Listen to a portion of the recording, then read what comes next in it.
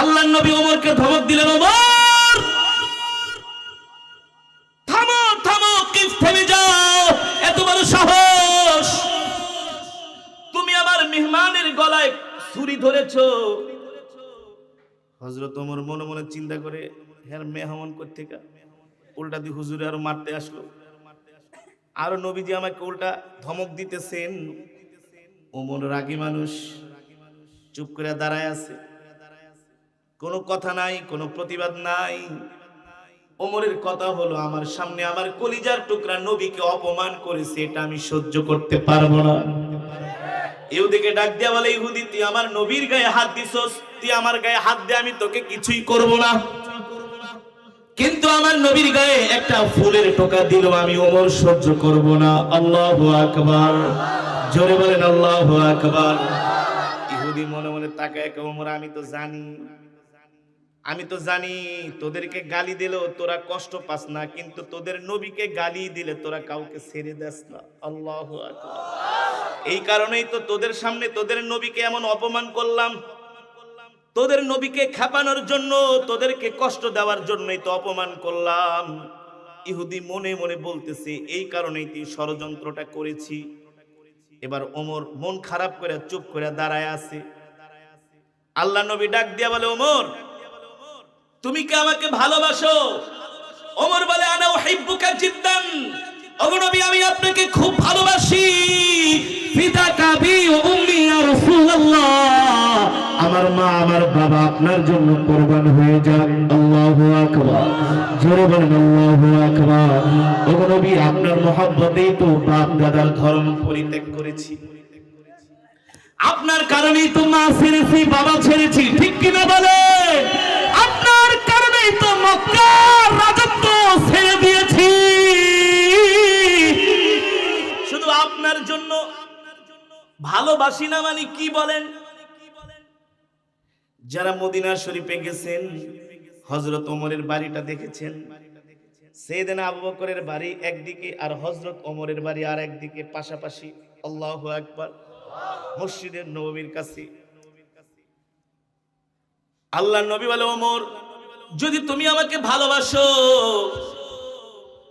তাহলে আমার পাওনাগুলা ইহুদিকে তোমার পক্ষ থেকে বুঝাইয়া দাও, মানে তোমার পকেট থেকে আমার ঋণটা শোধ কইরা দাও। আমরা হইলে কি বলতাম? আপনার লেগে আইসে মারামারি করতে, দিছেন ধমক, আবার উল্টা আবার পকেটের টাকা দিন। হ্যাঁ, আল্লাহু আকবার। সাহাবী তো সাহাবী, ওমর তো ওমর, ওমর কাল ওমর, ওমর ওমরই, ঠিক কিনা বলেন? ওমরে ফারুক, ওমরে ফারুক। আল্লাহু আকবার। ওমর মুস্কি হাসি দিয়া বলো, গো আল্লাহর নবী, ইহুদির বাচ্চারে বলেন টাকা নিব না কি নিব? ইহুদি মনে মনে কয়, টাকা যদি চায় তাহলে তো নগদে দিয়া দিতে পারে, কিন্তু এমন একটা জিনিস চামু যাতে সহজে দিতে। কেবলমাত্র মদিনায় খেজুর পাকা শুরু করেছে। ইহুদি কত বড় শয়তান, বলে মুহাম্মদ আমি টাকা নিব না, তা কি নিবা? মানে মাইর খাওয়ানোর অবস্থা, ফাইজলামি শুরু করছে। টাকা নিব না কি নিবা? বলে আমার দিরহামের অনুযায়ী আমাকে খেজুর দিবা। কি দিবা? ইহুদি ভাবছে এত খেজুর এই সময় পাবে কোথায়, মানে সে শুধু ঝগড়াটা বাড়াই রাখবে, বুঝেন নাই? আছে না কিছু মানুষ এই সমাজে মীমাংসা চায় না, ঠিক কিনা বলেন? ইহুদি বলে আমি টাকা নিব না, খেজুর নিব। ওমর হাত দিয়া ধরে চল তোরে খেজুরই দিব। সুবহানাল্লাহ, আরো জোরে বলেন সুবহানাল্লাহ। ওমর যখন ইহুদির হাত ধরে নিয়ে যাইতেছে ওমরের বাড়িতে, আল্লাহর নবী পিছন দিকে ডাক দিছে, ইয়া ওমর এদিকে আসো। 5000 দিরহামের বিনিময়ে খেজুর তো দিবাই দিবা, ইনসাফ কইরা 1 মণ খেজুর বেশি দিবা। 1 মণ খেজুর।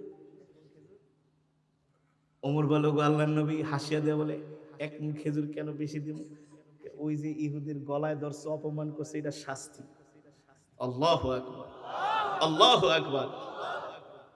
আল্লাহ তাআলা হযরত ওমরকে কেমন ধৈর্য দিয়েছিলেন, রাগ নাই, বিরক্তি নাই। হাসি মুখে বলতেছেন, আল্লাহর নবী ঠিক আছে আপনি বলছেন 1 মণ বেশি দিয়ে দিব। হযরত ওমর ইহুদি জায়েদকে ডাক দিয়ে বলে, বস্তা নিয়ে আসো, এত খেজুর কিভাবে নিবা? ইহুদি মনে মনে ভাবে এত খেজুর ওমর আমাকে কোত্থেকে দিবে। হযরত ওমর কেবলমাত্র গাছ থেকে খেজুরগুলো পেরেছে। আপনাদের দেশে ফসল উঠান না, হ্যাঁ, পেঁয়াজ রসুন আলু না, কেবলমাত্র ফসলগুলো উঠিয়েছে, কেবলমাত্র খেজুরগুলো গাছের থেকে পেরে গুদামজাত করেছে, বাজারে নিয়ে বিক্রি করবে। কিন্তু ধৈর্যের পরীক্ষা এসে পড়ছে। আল্লাহু আকবার। হযরত ওমর ইহুদিকে ডাক দিয়ে বলে, ইহুদি 5000 দিরহামের বিনিময়ে তুমি যত খেজুর পাও তুমি মাইপা নিয়ে যাও, মাপা হইলে আমাকে ডাক দিও। ওমর দাঁড়ায়ও রয় নাই যে আবার 1-2 মণ বেশি নিয়ে নেয় নাকি, না আবার 1 মণের জায়গায় 1.5 মণ ঢুকায় ফেলায়। কারণ আমাদের মতো তো ছেঁচড়া, বুঝলেন নাই? বাঙালিরা মাপে কম দিতে পারলে আর কাউকে ঠকায়া কিছু নিতে পারলে মনে করে অনেক বুদ্ধিমান, অনেক বুদ্ধিমান। হযরত ওমরকে দেখ, তুই মাইপা লয়ে যা, আমি চলে যাই। হযরত ওমর মসজিদে বসে ইবাদত করতেছে আর ইহুদি তার গোলামদেরকে বলতেছে খেজুর মাপো। 5000 দিরহাম অনুযায়ী যখন খেজুর মাপা হয়ে গেল, ওমর আসে না, ওমর আসে না, ওমরকে কোথাও খুঁজে পাওয়া যায় না। হযরত ওমর মসজিদে বসে বসে আল্লাহর ইবাদত করতেছে। আল্লাহু আকবার। এবার ইহুদি ডাক দিয়ে বলে, ওমর আসেন আসেন আসেন, আমি আমার পাওনা দিরহাম অনুযায়ী খেজুর মেপে বস্তা রেডি করেছি, এখন আমি বাড়িতে চলে যাব আমার খেজুরগুলো নিয়ে। ওমর ডাক দিয়া বলে, তুমি কি ঠিকঠাক মতো খেজুরগুলো বুঝে পেয়েছো কিনা? কম ঠম নেও নাই তো? বলে, ওমর কম নেই নাই, যা পাই তার চাইতে বরং একটু বেশি নিছি। ওমর বলে, কোনো সমস্যা নাই। তোমার খেজুর নেওয়া শেষ হয়েছে কিনা? বলে, হয়েছে। তবে শোনো, তোমার খেজুর নেওয়া যদি শেষ হয় আর 1 বস্তা খেজুর তুমি বেশি নিবা। ইহুদি ডাক দিয়া বলে, ওমর, এ ওমর, আর 1 বস্তা খেজুর কেন বেশি নিব? ওমর ডাক দিয়া বলে, ইহুদি, ওই যে রাহমাতুল লিল আলামিনের সামনে, আল্লাহর নবীর সামনে আমি তোমার গলার মধ্যে তরবারি ধরেছিলাম, এই কারণে আল্লাহর নবী আমাকে জরিমানা করছে। এ ওমর, তুমি আমার মেহমানের গলায় কেন ছুরি ধরলা? ইহুদি পাওনাদার, আমি হলাম দেনাদার। সে আমাকে 1-2 কথা বলছে, বলুক, তুমি কেন তার গলার মধ্যে ছুরি ধরলা? তুমি কেন তাকে কষ্ট দিলা? তুমি কেন তাকে অপমান করলা? হযরত ওমর বলেন, তোমার গলার মধ্যে ছুরি ধরার কারণে, তোমাকে কষ্ট দেওয়ার কারণে আল্লাহর নবী আমার উপরে আরো 1 বস্তা খেজুর জরিমানা করেছে। তুমি আরো 1 বস্তা খেজুর মেপে নিয়ে যাও। এই কথা শোনার পরে ইহুদির মনের মধ্যে পরিবর্তন চলে আসলো। ইহুদি অবাক হয়ে গেল, বিস্ময় হয়ে তাকিয়ে রয়েছে ওমরের দিকে। ওমর, এ ওমর, এটা আবার কেমন কথা বলো? তোমার নবীকে অপমান করলাম, তোমার নবী তোমাকে অপমান করলো। তোমার নবীও আমাকে একটা কটু কথা বলে নাই। চাইলে সে ওই জায়গার মধ্যে আমাকে, তোমাকে দিয়া, তোমাদেরকে দিয়া আমাকে মারতে পারতো, অপমান করতে পারতো। কিন্তু তোমার নবী এমন ধৈর্য ধরেছে, তোমাকে অপমান করলো, তুমি তো কোনো প্রতিবাদ করলা না, ধৈর্য ধরলা, ধৈর্য ধরলা। তোমার নবীর মহব্বতে তুমি আরো তোমার পক্ষ থেকে পাওনাগুলো আদায় করে দিলা। এ ওমর, তোমাদের মতো এত ভালো মানুষ মক্কার জমিনে, মদিনাতে আমি আজ পর্যন্ত দেখি না। আরো জোরে বলেন সুবহানাল্লাহ। হযরত ওমর কি ইহুদি ডাক দিয়া বলে, ওমর, সব খেজুরগুলো মেপে দিয়ে দিলা, একবারও তো আমার পরিচয় জিজ্ঞেস করলা না। কোথায় আমার বাড়ি, কোথায় আমার ঘর, কি বা আমার পরিচয়? হযরত ওমর বলে, ইহুদি রে, আমি তোমার পরিচয় কেন জিজ্ঞেস করব? আল্লাহর নবী তো তোমার পরিচয় আমাকে জিজ্ঞেস করার জন্য বলে নাই। নাই। সুবহানাল্লাহ। আর আমরা হইলে কি বলতাম? হুজুরে আপনার থেকে কয় টাকা নিছে, কতদিনের সময় নিছে, কথা কন, কেন এত খেজুর নিবেন? ও মুসলমান, ভালো করে খেয়াল করেন, আমরা আল্লাহর নবীর উম্মত দাবি করি, আল্লাহর নবীর আশিক দাবি করি, মুখে মুখে নবীর আশিক উম্মত দাবি করলে হয় না, নবীকে জীবন দিয়া ভালোবাসতে হয়, ঠিক কিনা বলেন? হযরত ওমরকে অপমান করলেন, ধৈর্য ধরছেন, কোনো প্রতিবাদ করে নাই। দ্বিতীয়ত নবীর প্রতি কেমন ভালোবাসা, একবারও ইহুদির পরিচয় জিজ্ঞেস করে নাই। কেন টাকাগুলো হাওলাত নিয়েছে, কি কারণে নিয়েছে, কিছুই জিজ্ঞেস করে নাই। এর কারণ হলো হযরত ওমর তার জীবনের চাইতে আল্লাহর নবীকে বেশি ভালোবাসতেন, ঠিক কিনা বলি? ওমর ডাক দিয়া বলে, ইহুদি আমি তোমার পরিচয় কেন জিজ্ঞেস করব? আমার নবী তো তোমার পরিচয় জিজ্ঞেস করার জন্য বলে, সুতরাং তোমার পরিচয় জিজ্ঞেস করা আমার দরকার নাই। আমাদের নবী আমাদেরকে যা বলে আমরা তাই করি। সুবহানাল্লাহ বলেন, আর যারা সুবহানাল্লাহ বলেন। ওই ইহুদি নবীজির ধৈর্য আর হযরত ওমরের ধৈর্য দেখে অবাক হয়ে গেল। এবার ইহুদি আগ বাড়ায়া হযরত ওমরকে জিজ্ঞেস করে, ওমর তুমি একবার আমার পরিচয় জিজ্ঞেস করো। ওমর বলে, কোনো দরকার, খেজুর নিয়ে সোজা বাড়িতে যাও। ইহুদি বলে, না না, একবার আমার পরিচয় জিজ্ঞেস করো। দুইবার তিনবার বলার পরে হযরত ওমর ডাক দিয়া বললে, ঠিক আছে, তুমি তোমার পরিচয়টা আমার কাছে দাও। আইনাল বিলাদ, কোথায় তোমার দেশ, কোথায় তোমার বাড়ি, কোথায়, কি তোমার নাম, কি তোমার বংশ পরিচয়? ইহুদি ডাক দিয়া বলে, ওমর আনা যায়েদ, আমি হলাম যায়েদ, আলিমুন কবীর, আমি একজন বড় আলেম। ওমর ডাক দিয়া বলে, তুমি আবার কোন আলেম? সব আলেম রে তো আমি চিনি মক্কা মদিনায়। বলে, ওমর আমি হলাম ইহুদিদের সবচেয়ে বড় আলেম, আমার নাম হলো যায়েদ। হযরত ওমর এই কথা শুনে তিনি আশ্চর্য হয়ে গেলেন, অবাক হয়ে গেলেন। দাঁড়ায় ছিলেন, বৈশা ছিলেন, দাঁড়ায় পড়লেন, তুমি কি সেই ইহুদিদের সবচেয়ে বড় আলেম যে কিনা তাওরাত শরীফ মুখস্থ করেছে, আল্লাহর নবী যার কথা বলতো? বলে, হ্যাঁ, আমি সেই ইহুদিদের সবচেয়ে বড় আলেম, আমার নাম হলো যায়েদ। হযরত ওমর ডাক দিয়া বলে, এ যায়েদ, আপনি যদি পুরা তাওরাত মুখস্থ করে থাকেন, তাওরাতের এত বড় আলেম হয়ে থাকেন, এত বড় পণ্ডিত হয়ে থাকেন, তাহলে আপনি আমার নবীর সাথে এই বেয়াদবিটা কেন করলেন?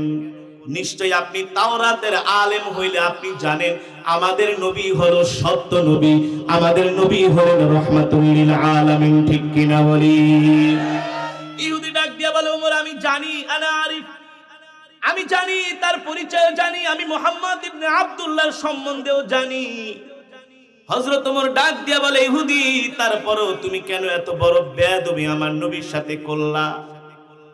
ইহুদি ডাক দিয়া বলে, ওমর রে, আমি তাওরাতের মধ্যে পড়েছি শেষ জামানায় একজন নবী আসবে, তার নাম হবে মুহাম্মদ ইবনে আব্দুল্লাহ। আল্লাহু আকবার। সে হবে ধৈর্যের পাহাড়, সে হবে, মানুষ তাকে কষ্ট দিবে, সে মানুষকে কষ্ট দিবে না, ধৈর্য ধরবে, অন্যায় করলে ক্ষমা করে দিবে, মাফ করে দিবে। আমি আসলে তোমার নবীকে যাচাই করার জন্য তাকে আমি কিছু টাকা হাওলাত দিয়েছিলাম। আসলে সে সত্য নবী কিনা? সত্য নবীর অসীম ধৈর্য হবে, অসীম সাহস থাকবে, সে কখনো বিপদে আপদে ঘাবড়াবে না। ওমর বিশ্বাস করে এই সবগুলো গুণ আমি যায়েদ তোমার নবীর মধ্যে পেয়েছি, এমনকি ওই আমাদের কিতাব তাওরাতের সাথে তার সবগুলো গুণ মিলে যায়। আল্লাহু আকবার। এবার ইহুদি ডাক দিয়া বলে, ওমর আসলে খেজুর ঠেজুর এগুলো নেওয়ার আমার ইচ্ছা না। এতদিন তোমার নবীর সাথে আমি দুশমনি করেছি, তোমার নবীর সাথে আমি শত্রুতা করেছি, কিন্তু যেই দিন আমি তার গলার মধ্যে তরবারি ধরলাম, তিনি যে ধৈর্যের পরিচয় দিয়েছেন, আমাকে যেভাবে ক্ষমা করেছেন, ভালোবেসেছেন, তার ধৈর্য আর তার ক্ষমা দেখে, তার ব্যবহার দেখে আমি ইহুদি মুহাম্মদ ইবনে আব্দুল্লাহর উপরে মুগ্ধ হয়ে গিয়েছি। আল্লাহু আকবার। ওমর, আমাকে তুমি তোমার নবীর কাছে নিয়ে চলো, আমি এখনই ইহুদি ধর্ম ত্যাগ করে কালেমা পড়ে মুসলমান হয়ে যাব। আল্লাহু আকবার। আল্লাহর বান্দারা, এই কারণেই তো আল্লাহ রাব্বুল আলামিন কোরআনের মধ্যে বারবার সবরের কথা বলেছেন, ধৈর্যের কথা বলেছেন। ইয়া আইয়ুহাল্লাযীনা আমানুস্তাঈনু বিস-সাবরি ওয়াস-সালাহ। আল্লাহু আকবার। ইয়া আইয়ুহাল্লাযীনা আমানুস্তাঈনু বিস-সাবরি ওয়াস-সালাহ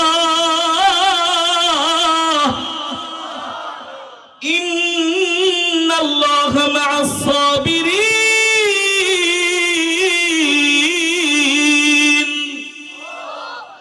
আল্লাহ রাব্বুল আলামিন আমার নবীকে বলেন, ও নবী, দুনিয়ার মানুষদেরকে বলে দেন, ঈমানদার মুমিন মুত্তাকিনদেরকে বলে দেন, তারা যখন বিপদে পড়বে, বালা মুসিবতে পড়বে, আকস্মিক কোন ঝামেলার মধ্যে পড়ে যাবে, যাতে তারা হতাশ না হয়, তারা আল্লাহর উপরে সবর করবে, ধৈর্য ধারণ করবে, আল্লাহ তাআলার কাছে সাহায্য প্রার্থনা করবে, সালাতের মাধ্যমে, জিকিরের মাধ্যমে, দুরূদের মাধ্যমে, ইস্তেগফারের মাধ্যমে। আল্লাহ রাব্বুল আলামিন বলেন, নবী, যদি সবরকারী আল্লাহর উপরে ধৈর্য ধরে সবর করে, আল্লাহ তাআলা ওই সবরকারীকে উত্তম জাযা খায়ের দান করবে।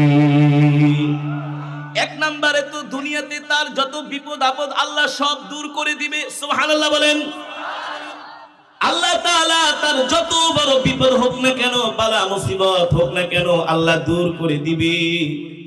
যেমন পয়গম্বর আইয়ুব আলাইহিস সালামকে আল্লাহ তাআলা একটা রোগ দিয়া 1 বছর 2 বছর 3 বছর না কত বছর, কোন কোন বর্ণনায় আসছে 18 বছরের উপরে আরো বেশি। আল্লাহু আকবার।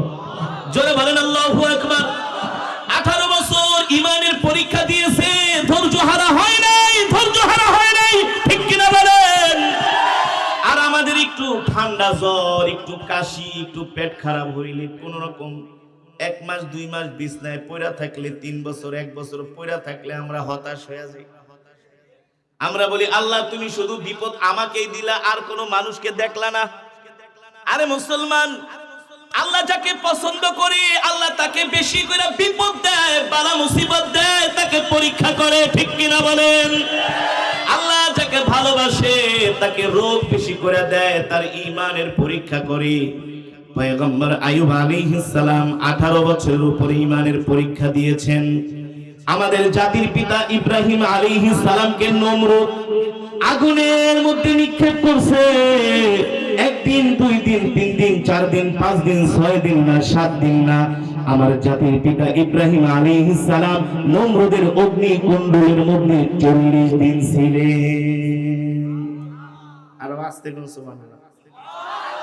আপনারা মনে হয় আগুনের ভিতরে 1 ঘন্টা থাকতে পারবেন? হ্যাঁ, পিপুলবাড়িয়া বাজারে যদি তন্দুর রুটি বানায়, তাহলে একটু চুলার কাছে যায়েন, আঙ্গুলটা দিয়েন, 1 মিনিট রাখতে পারবেন? 1 সেকেন্ড সম্ভব? জাতির পিতা কতদিন ছিলেন? জোরে বলেন, আরো জোরে বলো, কতদিন? 40 দিন ছিলেন। নমরুদ যখন তাকে ধইরা আগুনের ভিতরে নিক্ষেপ করে বলে, ইব্রাহিম বল, আমি তোর খোদা, তুই তোর খোদাকে অস্বীকার কর। পয়গম্বর কে, তুই খোদা তো দূরের কথা, তুই তো মানুষই হইতে পারছ, তুই একটা অমানুষ, ঠিক কিনা বলে? তুই একটা অমানুষ, তুই একটা হারামজাদা, তুই আবার খোদা করতে গেল, তুই আমাকে আগুনের মধ্যে পোড়ানোর কে? এই কথা যদি বলে নমরুদের রাগ হয় না? তোর মজাটা দেখাইতেছে। ইব্রাহিম, আত্মসমর্পণ করো, সারেন্ডার করো, তাহলে আগুন থেকে তোমাকে বাঁচিয়ে দিব। বলে, তুই বাঁচার কে? তুই বাঁচানোর কে? বাঁচাবে কে? আরো জোরে বলুন, কে? পয়গম্বর জাতির পিতা ইব্রাহিম আলাইহিস সালাম নমরুদের কাছে আত্মসমর্পণ করে নাই, সারেন্ডার করে নাই, ঠিক কিনা বলেন? নমরুদ যখন তাকে আগুনের মধ্যে ফালায় তিনি তখন সবর করেছেন, ধৈর্য ধরেছেন, ঠিক কিনা বলেন? পয়গম্বর ইব্রাহিম আলাইহিস সালাম মনে মনে বলে, এই আগুনের মালিক নমরুদ না, এই আগুনের মালিক হলো আমার আল্লাহ। আল্লাহু আকবার। যখন পয়গম্বর দুনিয়ার কোন মানুষের কাছে সাহায্য চায় নাই, সাহায্য চেয়েছেন কার উপরে? ও মুসলমান, আরো জোরে বলুন, কার উপরে? আল্লাহ তাআলার কাছে পয়গম্বর ইব্রাহিম আলাইহিস সালাম সাহায্য চেয়েছেন। আগুনের মধ্যে জাতির পিতাকে নমরুদ নিক্ষেপ করলেন। দেখে আগুন জাতির পিতার একটা পশম জ্বালাতে পারে না। নমরুদ রাগ করে বলে, আগুন রে, তোর ক্ষমতা কি শেষ হয়ে গেল? তোর পাওয়ার কি শেষ হয়ে গেল? ইব্রাহিম খলিলুল্লাহর একটা পশম পুরাইতে পারস না? আগুন ডাক দিয়া বলে, নমরুদ, আমার ক্ষমতা শেষ হয় নাই, পাওয়ারও শেষ হয় নাই, পারলে তুই আমার কাছে আয়, তোর 14 গোষ্ঠী শুনতে আমি জ্বালায় দিব। আল্লাহু আকবার। আরে জোরে বলুন আল্লাহু আকবার। তুই আমাকে জ্বালাই দি, তাহলে ইব্রাহিমের একটা পশম কেন ছিঁড়তে পারস না? আগুন ডাক দিয়া বলে, নমরুদ, আমার কোনো ক্ষমতা নাই, আমার কোনো ক্ষমতা নাই, আমি আগুন ইব্রাহিমের মালিকের কথায় চলি, ঠিক কিনা বলে? পয়গম্বর ইব্রাহিম আলাইহিস সালাম অগ্নিকুণ্ডের মধ্যে তাকে নিক্ষেপ করা হয়েছে। প্রচন্ড দাবদাহ আগুনের মধ্যে নিক্ষেপ করার পরে তিনি সবর করেছেন, ধৈর্য ধরেছেন, আল্লাহর উপরে সবর করেছেন। কেমন সবর, কেমন সবর? ডাক দিয়া বলে, আল্লাহ, আমি নমরুদের কাছে আত্মসমর্পণ করি নাই। আমি জানি আগুনের মালিক নমরুদ না, আগুনের মালিক হলেন আপনি। আল্লাহ, আপনি হায়াতের মালিক, আপনি আমার রিজিকের মালিক, আপনি আমাকে বাঁচানোর মালিক। নমরুদ আমার একটা পশম ছিঁড়তে পারবে না, এই আগুন দিয়ে আমার একটা পশম পোড়াইতে পারবে না, এটা হলো আমার বিশ্বাস, কারণ আপনি হলেন একমাত্র ক্ষমতার অধিকারী, ঠিক কিনা বলেন? মালিক, আজকে যদি আপনি আমাকে বাঁচায় দেন তাহলে নমরুদ আমার কোনো ক্ষতি করতে পারবে না। পয়গম্বরের এই কাকুতি মিনতি শুনা আল্লাহ তাআলা কোরআনের আয়াত নাযিল করে দিল, ও জিবরাইল, যাও আমার বন্ধু আমার ইব্রাহিমকে যেয়ে বলো, আমার ইব্রাহিমকে যেয়ে বলো, আমার ইব্রাহিম বিপদের সময় আমার উপরে সবর করেছে, ধৈর্য ধারণ করেছে, আমার কাছে সাহায্য চেয়েছে, আমি আল্লাহ রাব্বুল আলামিন আমার ইব্রাহিমকে সাহায্য করব। কেমন সাহায্য, কেমন সাহায্য? কুলনা ইয়া নারু কুনি বারদাও ওয়া সালামান আলা ইব্রাহিম। আল্লাহ তাআলা আগুনকে ডাক দিয়া বললেন, আগুন, আমার ইব্রাহিমের জন্য শান্তিদায়ক হয়ে যাও। কেমন শান্তি, কেমন শান্তি? এই আগুন বেশি ঠান্ডা হবে না যাতে আমার ইব্রাহিমের ঠান্ডা লাগে, বেশি গরম হবে না যাতে আমার ইব্রাহিমের শরীরে গরমের তাপ লাগে। কেমন হবি? সালাম, শান্তি। সুবহানাল্লাহ। আমার ইব্রাহিমের জন্য শান্তিদায়ক হয়ে যা। পয়গম্বর ইব্রাহিম আলাইহিস সালাম যে 40 দিন আগুনের মধ্যে ছিলেন, পয়গম্বর বলে, ওই আগুনের মধ্যে সবচেয়ে আমি মনে হয় জান্নাতের মধ্যে ছিলাম। এত আরাম আয়েশে আমি কোনোদিন থাকি নাই। আল্লাহু আকবার। শুধু সবর করার কারণে, ধৈর্য ধরার কারণে, ঠিক কিনা বলেন? আল্লাহ তাআলা ওই বান্দাকে বেশি ভালোবাসে যে বান্দা বিপদে আপদে কার উপর ধৈর্য ধরে। আরো জোরে বলেন, কার উপরে ধৈর্য ধরে? আল্লাহ ধৈর্য ছাড়া কাউকে কামিয়াবি দেয় নাই। দেখবেন গাড়ির পিছনে লেখা রেগে গেলেন তো হেরে গেলেন। রাগা যাবে না, ধৈর্যশীল হতে হবে, বিনয়ী হতে হবে, ভদ্র হতে হবে, মানুষকে ভালোবাসতে হবে, ইনসাফপূর্ণ আচরণ করতে হবে। আল্লাহ তাআলা প্রত্যেকটা পয়গম্বরের কাছ থেকে ধৈর্যের পরীক্ষা নিয়েছেন। কিসের পরীক্ষা? আরো জোরে বলেন। আল্লাহ তাআলা আমার নবীকে সবচেয়ে বেশি ধৈর্যের পরীক্ষা নিয়েছেন। আমার নবীর থেকে সবচেয়ে বেশি ধৈর্যের পরীক্ষা নিয়েছেন। আল্লাহু আকবার। কেমন ধৈর্যের পরীক্ষা? একটা উদাহরণ দিব। মন দিয়ে শুনবেন তো? হ্যাঁ, না উঠাউঠি করবেন? শেষ পর্যন্ত বসবেন? শেষ মোনাজাত পর্যন্ত? কে কে বসবেন না হাত উঠান। বুঝছেন? বুঝছেন কি কইছি, কি বলেছি? বুঝতে পেরেছেন? শেষ মোনাজাত পর্যন্ত ফুটবলের কপালে লাথি দিয়া, আর্জেন্টিনা ব্রাজিলের কপালে লাথি মাইরা। কালকে খেলা হয়েছে কোন দল? গতকালকে আমি মনে মনে করছি আল্লাহ মরক্কো যাতে হাইরা যায়। বলতে পারেন হুজুর আপনি মুসলমানে এই দোয়াটা করলেন? আমি বলছি হ্যাঁ, মরক্কো যাতে হাইরা যায়। কেন হাইরা যায়? মরক্কো যদি কালকে ফুটবল খেলা জিততো তাহলে মুসলমান দেশগুলো আরো বেশি ফুটবলের পিছনে লাগতো, যে আরো হাজার হাজার কোটি ডলার খরচ কর, আরো উৎসাহ পাইতো। হাইরা গেছে, মন ভাইয়া গেছে। কারণ হারাম জিনিসের সময় ব্যয় করলে আল্লাহর কাছে জবাব দিতে হবে। ঠিক কিনা বলেন? হারাম জিনিসের পিছনে ছুটে যদি অর্থ খরচ করা হয় কার কাছে জবাব দিতে হবে? ফুটবল খেলা হারাম, ফুটবল খেলা দেখা গুনাহ, আর কোরআনের মজমায় বসা সওয়াব। সুবহানাল্লাহ বলেন।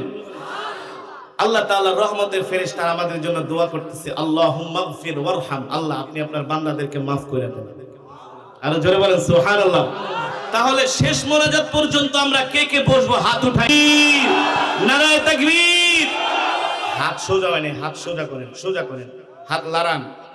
আপনারা কি আমাদের চেয়ে বেশি চালাক নাকি মিয়া? আমগো জন্ম ঢাকার, আপনি হলেন সিরাজগঞ্জের মানুষ মিয়া, আমাদের চেয়ে বেশি চালাক না? বলেন আল্লাহ। আরো জোরে বলেন আল্লাহ। ওয়াদা দিলাম শেষ মোনাজাত পর্যন্ত থাকবো কোরআনের মহব্বতে। আল্লাহ কবুল করেন। হাত নামান। হাত উড়াইছেন তো না? আবার অর্ধেক উড়াইছেন? হ্যাঁ, পুরোটা উড়াইছেন? বরিশালে এক মাহফিলে গেছিলাম, তো কিছু পোলাপান অর্ধেক হাত উড়েছেন। বলে এই এই তুমি উঠলা কেন? বসো বসো, এই ছেলে বসো, ওঠা করবা না, একজনও ওঠা যাবে না। ওরা যদি 3টা 4টা পর্যন্ত ফুটবল খেলা দেখতে পারে শীতের মধ্যে, আমরা কোরআনের মজমায় বসতে পারবো না? আমরা প্রমাণ করে দেখাইতে পারবো না? এই ভিডিও ম্যানরা, তোরা এটা ভিডিও করে দেখাই দিবি যে পিপুল, এই এলাকার নাম কি? ভেওমারা। ভেওমারার মানুষ, যুব সমাজ, মুসলমান গভীর রাত পর্যন্ত কোরআনের মজমায় বৈশা ছিল ফুটবল খেলার বিপক্ষে। ঠিক কিনা বলেন? সারা বাংলাদেশে ভাইরাল হয়ে যাবে যে এই এলাকার মানুষ কোরআন প্রেমিক। আল্লাহ কবুল করুন। একজন ওঠোটি করা যাবে না, ইনশা আল্লাহ তাআলা তৌফিক দান করুন। আল্লাহর বান্দারা, যেটা বলছিলাম, আল্লাহ তাআলা আমার নবী থেকে সবচেয়ে বেশি ধৈর্যের পরীক্ষা নিয়েছেন। কেমন ধৈর্যের পরীক্ষা? আল্লাহর নবী যেমন ধৈর্যশীল ছিলেন, তার সাহাবীরাও তেমন ধৈর্যশীল ছিলেন। আর যারা এই শেষ জামানায় আল্লাহর পয়গম্বরের উম্মত, আল্লাহর পয়গম্বরের আশিক, তারাও হবে ধৈর্যশীল। কেমন ধৈর্যশীল আল্লাহর নবী দেখেন। মদিনায় দুর্ভিক্ষ লেগে গেল, মুসলমানের ঘরে খাবার নাই। ওই বদরের প্রান্তরে যে সাহাবীরা শাহাদাত বরণ করেছেন, তাদের বিধবা স্ত্রীগুলো না খেয়ে আছে, তাদের সন্তানগুলো খেতে পারে না, ঘরের মধ্যে খাবার নাই, পরনে বস্ত্র কাপড় পর্যন্ত নাই। অনেক সাহাবীদের চুলায় আগুন জ্বলে না। ওই অবস্থায় আমার নবী হলেন মক্কার প্রেসিডেন্ট। কেবলমাত্র আল্লাহর নবী ক্ষমতা গ্রহণ করেছেন, সুন্দর করে দেশটাকে সাজাচ্ছেন, কিন্তু কাফেরদের চতুর্মুখী ষড়যন্ত্রে কিছুটা অর্থনৈতিকভাবে মুসলমানরা বিপর্যস্ত হয়ে পড়েছে। রহমাতুল লিল আলামিন এই অবস্থায় কিভাবে মুসলমানদের ঘরে খাবার পৌঁছে দিবেন? ওই মদিনায় একজন লোক ছিল, তার নাম হলো জায়েদ। সে হলো ইহুদিদের সবচেয়ে বড় নেতা, ইহুদিদের সবচেয়ে বড় আলেম। তিনি ছিলেন একজন ধনাঢ্য মানুষ। আল্লাহর নবীর সাথেও তার সুসম্পর্ক ছিল। আল্লাহর নবী ডাক দিলেন, যায়েদ, আপনি আমাকে কিছু অর্থ কর্জ দেন, হাওলাত দেন, আমি আপনাকে 1 মাস পরে আপনার অর্থগুলো ফিরিয়ে দেব। ওই ইহুদিদের বড় আলেম যায়েদ থেকে আল্লাহর নবী 5000 দিরহামের মতো হাওলাত আনলেন। আর এই অর্থটা এনে মদিনায় যত বিধবা মহিলা ছিল, এতিম ছিল, তাদের ঘরে বাজার করে করে আল্লাহর নবী পাঠিয়ে দিয়েছেন। নবীজি সাহাবীদেরকে নির্দেশ দিলেন, ও সাহাবীরা, লিস্ট করো মদিনার মধ্যে সবচেয়ে হতদরিদ্র কারা, বিধবা কারা, যাদের স্বামী বদরের প্রান্তরে জিহাদ করতে যায় শাহাদাত বরণ করেছেন, ওই সমস্ত বিধবাদের ঘরে ঘরে বাজার পৌঁছে দিব, খাবার পৌঁছে দিব। সাহাবীরা লিস্ট করলেন। আল্লাহর নবী সেই অর্থ দিয়া বাজার করে করে সবার ঘরের মধ্যে পাঠিয়ে দিলেন। ওই ইহুদির কাছ থেকে যেই দিন আল্লাহর নবী অর্থগুলো হাওলাত করলেন, ইহুদিকে বললেন, তোমাকে আমি 1 মাস পরে ফিরিয়ে দিব। কয় মাস? 1 মাস পরে ফিরিয়ে দিব। আপনি যদি কারো থেকে কিছু অর্থ হাওলাত নেন আর যদি বলেন 1 মাস পরে ফিরিয়ে দিবেন, অথবা 2 মাস, 15 দিন, 1 সপ্তাহ, তার কিন্তু কোনো অধিকার নাই ওই সময়ের আগে আইসা পাওনা টাকা চাওয়ার। আছে? কিন্তু ইহুদি ছিলেন সবচেয়ে বড় শয়তান। তিনি আমার নবীকে লজ্জা দেওয়ার জন্য একটা সুযোগ খুঁজছিলেন, আমার নবীকে বিপদে ফালানোর জন্য একটা সুযোগ খুঁজেছিলেন।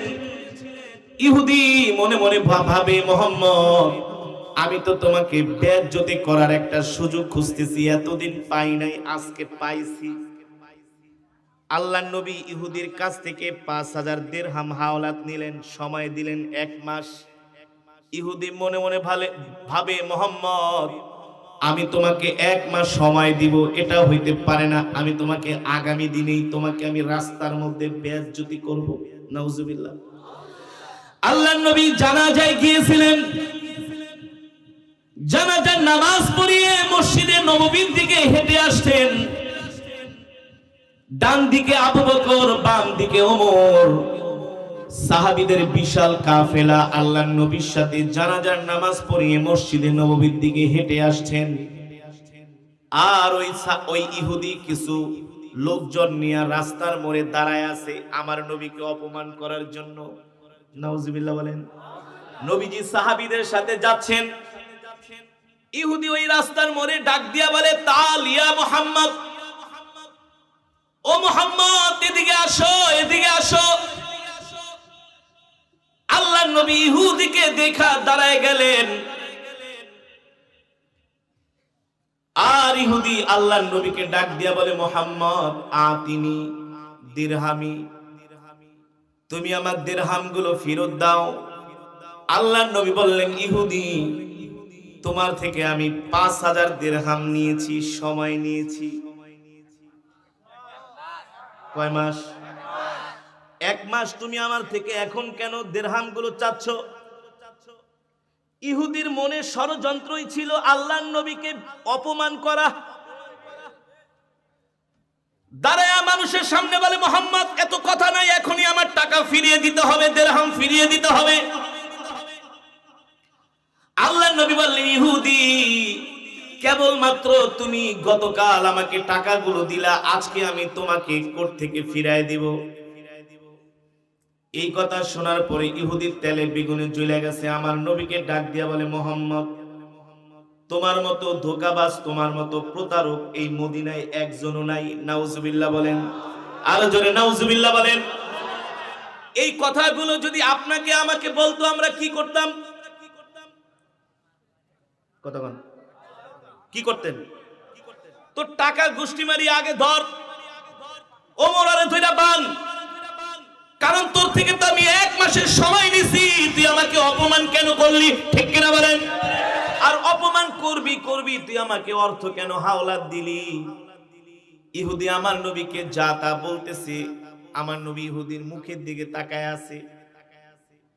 ইহুদির মনের উদ্দেশ্যই হলো আল্লাহর নবীকে চরমভাবে খেপানো।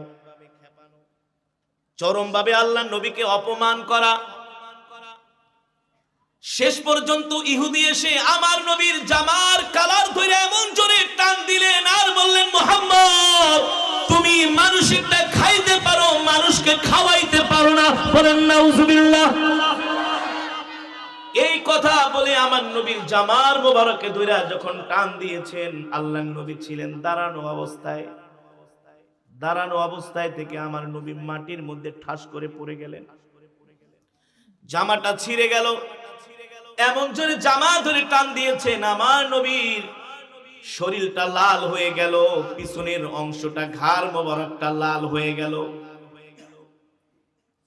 পিছনে হযরত ওমর দাঁড়ায় দাঁড়ায় দেখতেছে আল্লাহর নবীকে এইভাবে অপমান করতেছে। এখন ওমর কি আর দাঁড়ায় থাকতে পারে? জোরে বলেন পারে? ওমর হলেন গরম। ওমর কি? আরো জোরে বলেন ওমর কি? ওমর কেমন গরম, কেমন গরম। রাস্তা দিয়ে যদি ওমর হেঁটে যায়, ইবলিস শয়তান ওমরকে দেখে রাস্তা পরিবর্তন করে ফেলে। আল্লাহু আকবার। ওমর কেমন গরম, কেমন গরম। কাফেররা ওমরকে দেখলে পালপিটেশন গরম হয়ে যায়। ওমর যেই দিন কালেমা পড়ে মুসলমান হন, সেই দিনই আল্লাহর নবীকে ডাক দিয়া বলেন, ওগো নবীজি চলেন আমরা বাইতুল্লাহ যায় নামাজ পড়ব। রাহমাতুল লিল আলামিন বললেন, ওমর আমরা তো সংখ্যায় কম, এই অবস্থায় আমরা বাইতুল্লাহ যে কিভাবে নামাজ পড়ব? কাফেররা আমাদের উপরে হামলা করবে। ওমর ডাক দিয়া বলেন, ওগো আল্লাহর নবী, খাত্তাবের ছেলে ওমর কালেমা পড়ে মুসলমান হয়েছে, এখনো যদি বাইতুল্লাহ যায় নামাজ পড়তে না পারি, তাহলে আমি ওমর মুসলমান হয়ে লাভ কি হলো? কেমন ঈমানওয়ালা ছিলেন হযরত ওমর, ঠিক কিনা বলেন? ওগো নবী, আমি আগে আগে, আপনি আমার সাথে আসেন, যেটা সামনে খাড়াইব ওইটারই কল্লা ফালাইয়া দিব, এক বিন্দু পরিমাণ ছাড় নাই, ঠিক কিনা বলেন? হযরত ওমর তরবারি বাইর করে বলে, হে মক্কার যুবকেরা, কার এত বড় সাহস? ওমর বাইতুল্লাহ নামাজ পড়তে যাচ্ছে, বাধা দিবি? পারলে সামনে আয়। যদি স্ত্রীকে বিধবা করতে চাস তাহলে সামনে আয়। যদি সন্তানকে এতিম করতে আস সামনে আয়। তোদের সাথে মুখে কোনো কথা নাই, তরবারি দিয়া ফায়সালা হবে। এই হলো মুসলমানের ঈমান, ঠিক কিনা বলেন? এখন মুসলমান তো হয়ে গেছে গরু খাওয়া মুসলমান, এখন তো মুসলমান হয়ে গেছে 6 নম্বর মুসলমান, ঠিক কিনা বলেন? ঈমানের পাওয়ার না, ঈমানের পাওয়ার নাই। রাত 3টা পর্যন্ত জেগে জেগে ফুটবল খেলা দেখে, কিন্তু কোনদিন রাত 2টা বাজে 3টা বাজে উঠা কোনদিন 2 রাকাত তাহাজ্জুদের নামাজও পড়ে না। তাহাজ্জুদের নামাজ তো দূরের কথা, ঠিক মতো ফজরের নামাজই পড়ে না, ঠিক কিনা বলে? আর নিজেকে অনেক বড় বড় মুসলমান ইমানদার দাবি করে। নামাজ রোজা কিচ্ছু নাই। নামাজের জন্য ডাকলে, চাচা চলেন নামাজ পড়তে যাই, চলেন জুমার নামাজটা পড়ি, ঘরের ভিতরে বয়ে বয়ে ভ্যানসন সিগারেট খায় বাম হাত দিয়া, চা খায় বাম হাত দিয়া, আর সিগারেট খায় ডান হাত দিয়া, আর বয়া বয়া রবীন্দ্র সঙ্গীত শোনে। কি সঙ্গীত? ঢাকা শহরে গেলে দেখবেন সকালবেলা ফজরের পরে হাতির ঝিল, গুলশান, রমনার পার্কে এমন করে দৌড়ায়, এক একজনের শরীর কি হৃষ্টপুষ্ট, দৌড়ায় ঠিকই, কিন্তু ফজরের নামাজটা পড়ে না। ফজরের নামাজ সকালবেলা জগিং করে, হার্ড ওয়ার্ক। স্যার কি করেন? আমি তো মর্নিং ওয়ার্ক করি। কয়টা বাজে উঠেন? 6টা বাজে উঠে যাই, 8টা পর্যন্ত দৌড়াই, জ্যাঙ্কি পরা, ট্রাউজার, কেটস, গেঞ্জি। 2 ঘন্টা মর্নিং ওয়ার্ক করতে পারে, কিন্তু 20টা মিনিট ফজরের নামাজের পিছনে সময় দিতে পারে না, ঠিক না? 3 ঘন্টা টেলিভিশনের দিকে বলদের মতো তাকায় তাকায় খেলা দেখতে পারে, কিন্তু কোনোদিনই চোখটা দিয়ে একটা পৃষ্ঠা কোরআন শরীফ পড়ে দেখে নাই। জোরে জোরে গোল হইলে আওয়াজ করতে পারে, কোনোদিন আল্লাহকে এমনি একটা ডাক দিল না, আল্লাহ। অনেকেই ডাক দেওয়ার মুসলমান নাই, কিন্তু স্লোগান দেওয়ার মুসলমানের অভাব নাই, ঠিক না? হযরত ওমর কেমন ঈমানওয়ালা ছিলেন, হযরত ওমর কেমন ঈমানওয়ালা ছিলেন। হযরত ওমরকে ওমরে ফারুক কেন বলা হয়? হযরত ওমর সত্য আর মিথ্যার পার্থক্য করতে পারতেন। সুবহানাল্লাহ বলেন। একটা চোরের চেহারা দেখলেই বলতে পারতেন এটা চোর, দেখে বলতে পারতো তুই রাত্রে গরু চুরি করছস।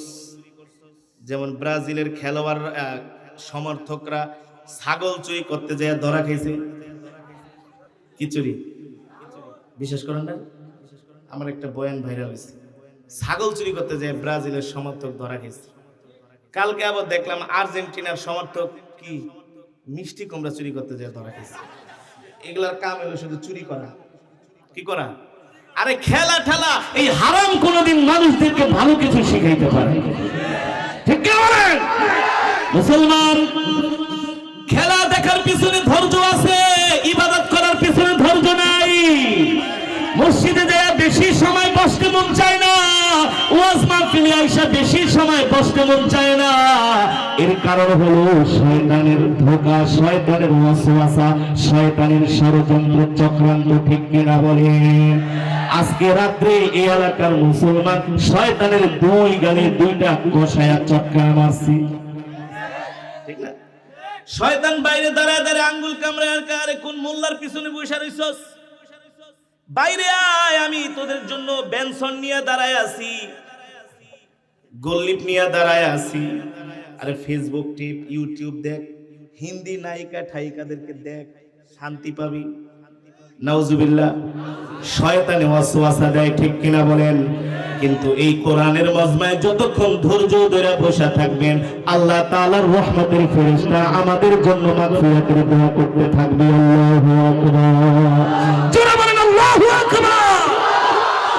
ও মুসলমান, ও আল্লাহর বান্দারা, হযরত ওমরকে আল্লাহ তাআলা কেমন জ্ঞান, কেমন মেধা, কেমন প্রজ্ঞা দিয়েছিলেন, কেমন ঈমানি শক্তি দিয়েছিলেন, কেমন ধৈর্য হযরত ওমরকে আল্লাহ তাআলা দিয়েছিলেন।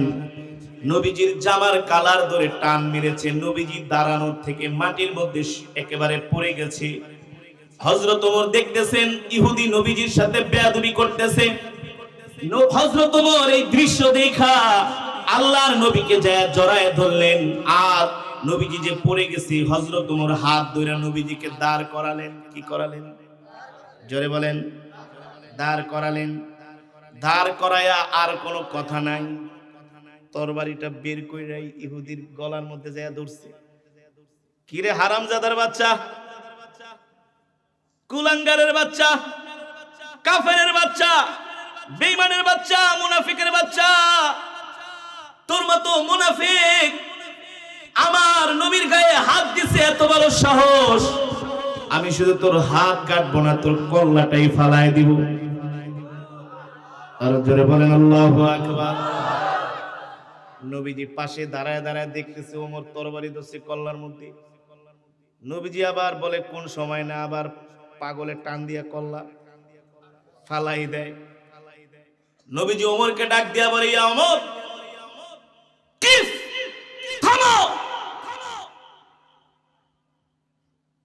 এমন জোরে নবীজি ওমরকে ধমক দিলেন। ওমর তো ইহুদির গলার মধ্যে তরবারি ধরছে, নবীজিকে ভালোবাসা। কথা বল। কারো সাথে আমার ঝগড়া লাগছে, আপনি আমাকে ভালোবাসেন, এখন ওই শত্রু আমাকে অপমান করতেছে, আপনি তো আমার পক্ষ হইয়া যদি তাকে মারতে যান, কিছু বলেন, সেটা তো আপনি আমার পক্ষ হইয়া বলছেন, ঠিক না? উল্টা যদি আমি আপনাকে ধমক দিই, তোমার এত বড় সাহস, তুমি এই বেটার সাথে এমন বেয়াদবি করতেছো, তখন আপনি কি বলবেন? কি বলবেন? কোন যে মিয়া আপনার লেগে আসলাম আর আপনি আমার উল্টা ধমক দিতেছেন, যান, বলতাম না? আরে হুজুর, আপনার অপমান করতেছে, আপনার জন্য রাস্তায় দাঁড়াইলাম, আপনাকে বাঁচানোর জন্য, নাহলে আপনার কল্লা ফালায় দিত, আপনাকে অপমান করতেছে, আর উল্টা আপনি আমাকে ধমক মারতেছেন। থাকেন আপনি, গেলাম, আপনার সাথে কোনো সম্পর্ক। আল্লাহ আল্লাহর নবী ওমরকে ধমক দিলেন, ওমর থামো থামো, কিফ থেমে যাও, এত বড় সাহস, তুমি আমার মেহমানের গলায় ছুরি ধরেছো। হযরত ওমর মনে মনে চিন্তা করে, হ্যাঁ মেহমান কোত্থেকে, উল্টা দিয়ে হুজুরে আরো মারতে আসলো, আরো নবীজি আমাকে উল্টা ধমক দিতেছেন। ওমর রাগী মানুষ, চুপ করে দাঁড়ায় আছে, কোনো কথা নাই, কোনো প্রতিবাদ নাই। ওমরের কথা হলো, আমার সামনে আমার কলিজার টুকরা নবীকে অপমান করেছে, এটা আমি সহ্য করতে পারবো না। ইহুদিকে ডাক দিয়া বলে, ইহুদি তুই আমার নবীর গায়ে হাত দিছস, তুই আমার গায়ে হাত দে, আমি তোকে কিছুই করব না, কিন্তু আমার নবীর গায়ে একটা ফুলের টোকা দিল, আমি ওমর সহ্য করব না। আল্লাহু আকবার, জোরে বলেন আল্লাহু আকবার। ইহুদি মনে মনে তাকায়, ওমর আমি তো জানি তোদেরকে গালি দিলেও তোরা কষ্ট পাস না, কিন্তু তোদের নবীকে গালি দিলে তোরা কাউকে ছেড়ে দেস না। আল্লাহু আকবার। এই কারণেই তো তোদের সামনে তোদের নবীকে এমন অপমান করলাম, তোদের নবীকে খেপানোর জন্য, তোদেরকে কষ্ট দেওয়ার জন্যই তো অপমান করলাম। ইহুদি মনে মনে বলতেছে, এই কারণেই তুই ষড়যন্ত্রটা করেছি। এবার ওমর মন খারাপ করে চুপ করে দাঁড়ায় আছে। আল্লাহ নবী ডাক দিয়া বলে, ওমর তুমি কি আমাকে ভালোবাসো? ওমর বলে, আনা উহিব্বুকা জিদ্দান, ওগো নবী আমি আপনাকে খুব ভালোবাসি। ফিদাকা বি উম্মি ইয়া রাসূলুল্লাহ, আমার মা আমার বাবা আপনার জন্য কুরবান হয়ে যাক। আল্লাহু আকবার, জোরে বলেন আল্লাহু আকবার। ওগো নবী আপনার মহব্বতেই তো বাপ দাদার ধর্ম পরিত্যাগ করেছি, আপনার কারণেই তো মা ছেড়েছি, বাবা ছেড়েছি, ঠিক কিনা বলে? আপনার কারণেই তো মক্কার রাজত্ব ছেড়ে দিয়েছি, শুধু আপনার জন্য। ভালোবাসি না মানে কি বলেন? যারা মদিনা শরীফে গেছেন, হযরত ওমরের বাড়িটা দেখেছেন। সাইয়েদনা আবু বকরের বাড়ি একদিকে আর হযরত ওমরের বাড়ি আর একদিকে, পাশাপাশি। আল্লাহু আকবার। মসজিদের নববীর কাছে আল্লাহর নবী বলে, ওমর যদি তুমি আমাকে ভালোবাসো তাহলে আমার পাওনাগুলা ইহুদিকে তোমার পক্ষ থেকে বুঝায় দাও, মানে তোমার পকেট থেকে আমার ঋণটা শোধ কইরা দাও। আমরা হইলে কি বলতাম? আপনার লেগে আইসে মারামারি করতে, দিছেন ধমক, আবার উল্টা আবার পকেটের টাকা দিন। হ্যাঁ, আল্লাহু আকবার। সাহাবী তো সাহাবী, ওমর তো ওমর, ওমর কাল ওমর, ওমর ওমরই, ঠিক কিনা বলেন? ওমরে ফারুক, ওমরে ফারুক। আল্লাহু আকবার। ওমর মুস্কি হাসি দিয়া বলো, গো আল্লাহর নবী, ইহুদির বাচ্চারে বলেন টাকা নিব না কি নিব? ইহুদি মনে মনে কয়, টাকা যদি চায় তাহলে তো নগদে দিয়া দিতে পারে, কিন্তু এমন একটা জিনিস চামু যাতে সহজে দিতে। কেবলমাত্র মদিনায় খেজুর পাকা শুরু করেছি। ইহুদি কত বড় শয়তান, বলে মোহাম্মদ আমি টাকা নিব না, তা কি নিবা? মানে মাইর খাওয়ানোর অবস্থা, ফাজলামি শুরু করছে। টাকা নিব না কি নিবা? বলে আমার দিরহামের অনুযায়ী আমাকে খেজুর দিবা। কি দিবা? ইহুদি ভাবছে এত খেজুর এই সময় পাবে কোথায়, মানে সে শুধু ঝগড়াটা বাড়াই রাখবে, বুঝেন নাই? আছে না কিছু মানুষ এই সমাজে মীমাংসা চায় না, ঠিক কিনা বলেন? ইহুদি বলে আমি টাকা নিব না, খেজুর নিব। ওমর হাত দিয়া ধরে চল তোরে খেজুরই দিব। সুবহানাল্লাহ বলেন, আরো জোরে বলেন সুবহানাল্লাহ। ওমর যখন ইহুদির হাত ধরে ধরে নিয়ে যাইতেছে ওমরের বাড়িতে, আল্লাহর নবী পিছন দিকে ডাক দিছে, ইয়া ওমর এদিকে আসো। 5000 দিরহামের বিনিময়ে খেজুর তো দিবাই দিবা, ইনসাফ কইরা 1 মণ খেজুর বেশি দিবা। 1 মণ খেজুর। ওমর বলে, গো আল্লাহর নবী, হাসিয়া দেয়া বলে 1 মণ খেজুর কেন বেশি দিব? ওই যে ইহুদির গলায় ধরছে, অপমান করছে, এটা শাস্তি। আল্লাহু আকবার, আল্লাহু আকবার। আল্লাহ তাআলা হযরত ওমরকে কেমন ধৈর্য দিয়েছিলেন, রাগ নাই, বিরক্তি নাই, হাসি মুখে বলতেছেন, ওগো আল্লাহর নবী ঠিক আছে আপনি বলছেন 1 মণ বেশি দিয়ে দিব। হযরত ওমর ইহুদি জায়েদকে ডাক দিয়ে বলে, বস্তা নিয়ে আসো, এত খেজুর কিভাবে নিবা? ইহুদি মনে মনে ভাবে এত খেজুর ওমর আমাকে কোত্থেকে দিবে।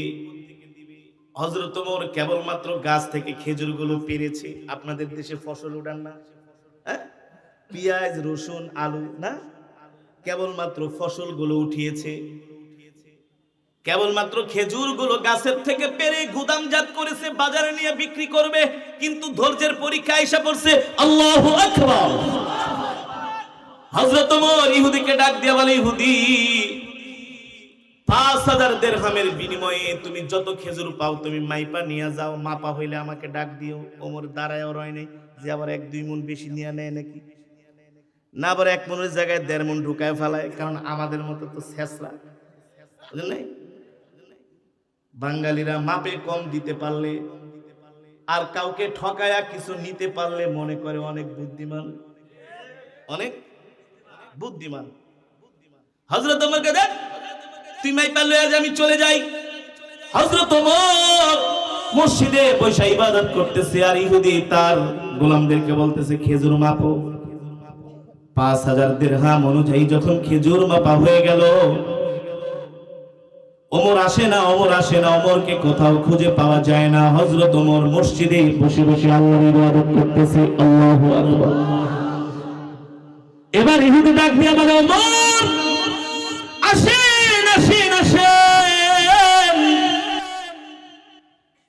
আমি আমার পাওনা দিরহাম অনুযায়ী খেজুর মেপে বস্তা রেডি করেছি, এখন আমি বাড়িতে চলে যাব আমার খেজুরগুলো নিয়ে। ওমর ডাক দিয়া বলে, তুমি কি ঠিকঠাক মতো খেজুরগুলো বুঝে পেয়েছো কিনা? কম ঠম নেও নাই তো? বলে, ওমর কম নেই নাই, যা পাই তার চাইতে বরং একটু বেশি নিছি। ওমর বলে, কোনো সমস্যা নাই। তোমার খেজুর নেওয়া শেষ হয়েছে কিনা? বলে, হয়েছে। তবে শোনো, তোমার খেজুর নেওয়া যদি শেষ হয় আর 1 বস্তা খেজুর তুমি বেশি নিবা। ইহুদি ডাক দিয়া বলে, ওমর এ ওমর, আর 1 বস্তা খেজুর কেন বেশি নিব? ওমর ডাক দিয়া বলে, ইহুদি ওই যে রাহমাতুল লিল আলামিনের সামনে, আল্লাহর নবীর সামনে আমি তোমার গলার মধ্যে তরবারি ধরেছিলাম, এই কারণে আল্লাহর নবী আমাকে জরিমানা করছে। এ ওমর, তুমি আমার মেহমানের গলায় কেন ছুরি ধরলা? ইহুদি পাওনাদার, আমি হলাম দেনাদার। সে আমাকে 1-2 কথা বলছে, বলুক, তুমি কেন তার গলার মধ্যে ছুরি ধরলা? তুমি কেন তাকে কষ্ট দিলা? তুমি কেন তাকে অপমান করলা? হযরত ওমর বলেন, তোমার গলার মধ্যে ছুরি ধরার কারণে, তোমাকে কষ্ট দেওয়ার কারণে আল্লাহর নবী আমার উপরে আরো 1 বস্তা খেজুর জরিমানা করেছে। তুমি আরো 1 বস্তা খেজুর মেপে নিয়ে যাও। এই কথা শোনার পরে ইহুদির মনের মধ্যে পরিবর্তন চলে আসলো। ইহুদি অবাক হয়ে গেল, বিস্ময় হয়ে তাকিয়ে রয়েছে ওমরের দিকে। ওমর, এ ওমর, এটা আবার কেমন কথা বলো? তোমার নবীকে অপমান করলাম, তোমার নবী তোমাকে অপমান করলো, তোমার নবীও আমাকে একটা কটু কথা বলে নাই।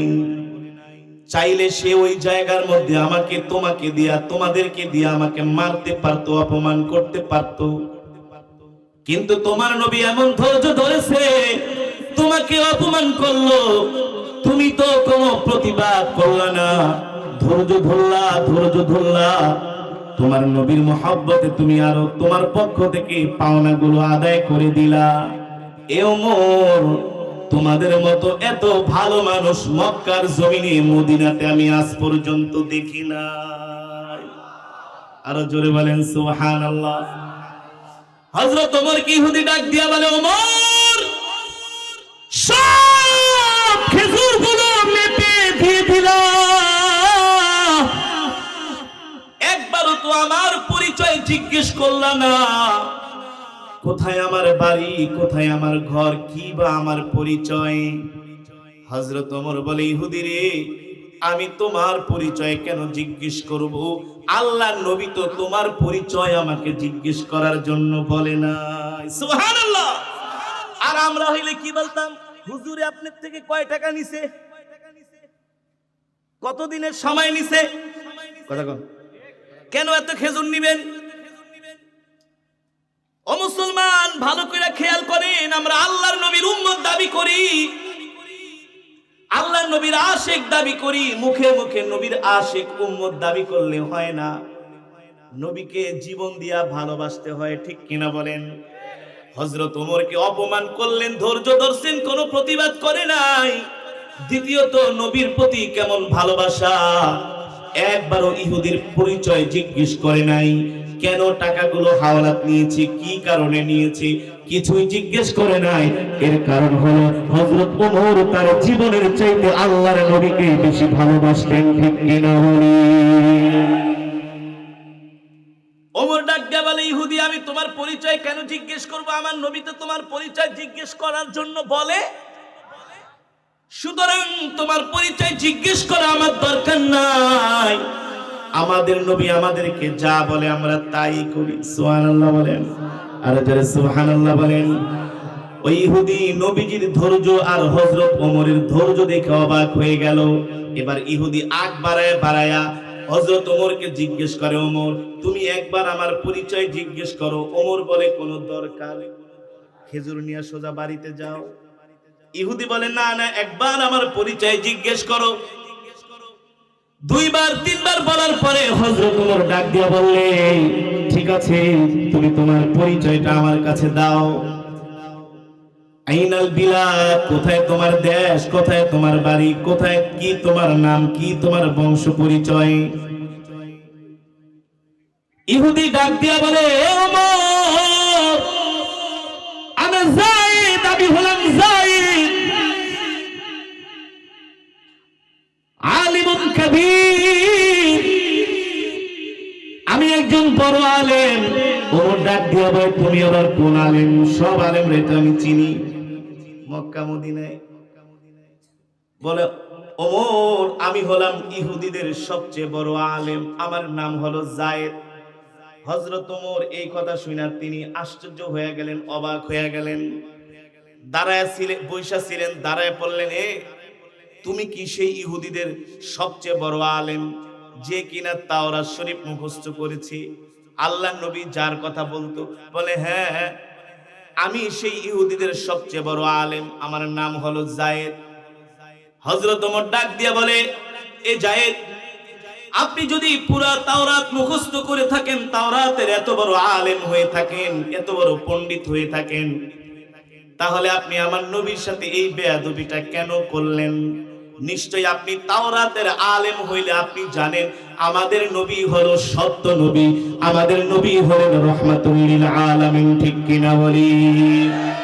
ইহুদি ডাক দিয়া বলে, ওমর, আমি জানি, আনা আরিফ, আমি জানি, তার পরিচয় জানি, আমি মুহাম্মদ ইবনে আব্দুল্লাহর সম্বন্ধেও জানি। হযরত ওমর ডাক দিয়া বলে, ইহুদি, তারপরও তুমি কেন এত বড় বেয়াদবি আমার নবীর সাথে করলা? ইহুদি ডাক দিয়া বলে, ওমর রে, আমি তাওরাতের মধ্যে পড়েছি শেষ জামানায় একজন নবী আসবে, তার নাম হবে মুহাম্মদ ইবনে আব্দুল্লাহ। আল্লাহু আকবার। সে হবে ধৈর্যের পাহাড়, সে হবে, মানুষটাকে কষ্ট দিবে, সে মানুষকে কষ্ট দিবে না, ধৈর্য ধরবে, অন্যায় করলে ক্ষমা করে দিবে, মাফ করে দিবে। আমি আসলে তোমার নবীকে যাচাই করার জন্য তাকে আমি কিছু টাকা হাওলাত দিয়েছিলাম। আসলে সে সত্য নবী কিনা? সত্য নবীর অসীম ধৈর্য হবে, অসীম সাহস থাকবে, সে কখনো বিপদে আপদে ঘাবড়াবে না। ওমর বিশ্বাস করে এই সবগুলো গুণ আমি যায়েদ তোমার নবীর মধ্যে পেয়েছি, এমনকি ওই আমাদের কিতাব তাওরাতের সাথে তার সবগুলো গুণ মিলে যায়। আল্লাহু আকবার। এবার ইহুদি ডাক দিয়া বলে, ওমর, আসলে খেজুর ঠেজুর এগুলো নেওয়ার আমার ইচ্ছা না। এতদিন তোমার নবীর সাথে আমি দুশমনি করেছি, তোমার নবীর সাথে আমি শত্রুতা করেছি, কিন্তু যেই দিন আমি তার গলার মধ্যে তরবারি ধরলাম, তিনি যে ধৈর্যের পরিচয় দিয়েছেন, আমাকে যেভাবে ক্ষমা করেছেন, ভালোবেসেছেন, তার ধৈর্য আর তার ক্ষমা দেখে, তার ব্যবহার দেখে আমি ইহুদি মুহাম্মদ ইবনে আব্দুল্লাহর উপরে মুগ্ধ হয়ে গিয়েছি। আল্লাহু আকবার। ওমর, আমাকে তুমি তোমার নবীর কাছে নিয়ে চলো, আমি এখনই ইহুদি ধর্ম ত্যাগ করে কালেমা পড়ে মুসলমান হয়ে যাব। আল্লাহু আকবার। কি হবে? কি হবে? মুসলমান। ব্যবহার দেখে, ধৈর্য দেখে, সাহস দেখে।